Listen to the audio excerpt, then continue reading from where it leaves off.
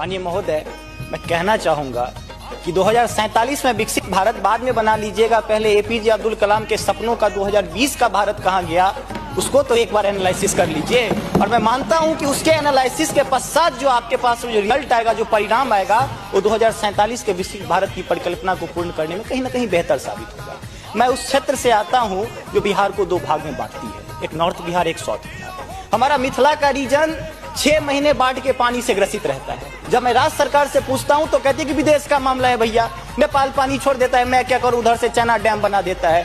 अब तो राज्य में भी सरकार आपकी है, केंद्र में भी आपकी है, तो प्रभु कृपया कुछ तो मदद कीजिए। दूसरी बात, कोसी का संसद में कह दिया गया कि ड्रेस कोड ये होना चाहिए। अरे मैं बाढ़ के उस इलाके से आता हूं जहां आधा धोती पहन के संसद तक आना पड़ता है, न सड़क है न कुछ है, तो कैसे आऊंगा। उसी क्षेत्र का एक नंगा बच्चा हमसे कहता है कि साहब मैं बाढ़ से ग्रसित हूं, और दक्षिण बिहार का एक बच्चा कहता है कि मैं सुखाड़ से ग्रसित हूं, मेरे पास पीने के लिए पानी नहीं है। बीच वाला एरिया कहता है मैं नरसंहार से परेशान हूं। तो बिहार की एक परिभाषा बनती है कि उत्तर में बाढ़ है, दक्षिण में सुखाड़ है, बाकी जो बचा नरसंहार है, यही बिहार है। अब मैं कहां जाऊं।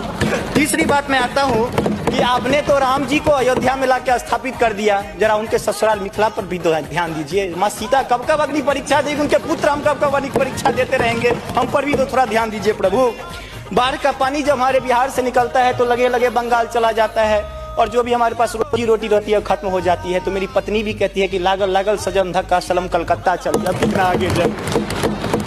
आगे आते हैं, और पर्यटन की पर्याप्त संभावना है। एक बार आप कृपा करके देखिए, पर्यटन मंत्री बैठे हुए हैं, अब ताजमहल मुमताज महल की याद में बना, आपने उसको 7वां अजूबा में शामिल कर दिया। अरे हमारे यहाँ गया में दशरथ माँ जी छेनी लेके पूरा पहाड़ तोड़ दिए, इससे बड़ी और क्या बात हो सकती है। उसको पर्यटन के लिए रखिए। और ये जो भूखमरी, बेरोजगारी, अशिक्षित राज्य की जो हम पर वो जो पीठ पर धो रहे हैं, वो हमको इसी तरह की कविता याद दिलाती है कि तू सिंह मारती गैसी, मैं कोने में दुबका बैल प्रिय, मैं पीपल सा सीधा साधा, तुम उस पे लटकी चुड़ैल प्रिय।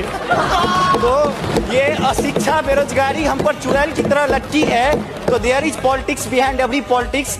स्नातकोत्तर राजनीति विज्ञान में पढ़ाई होती है, उसको छोड़ के जरा राज्य और केंद्र में अब सामंजस्य स्थापित करके कीजिएगा प्रभु। बहुत बहुत धन्यवाद।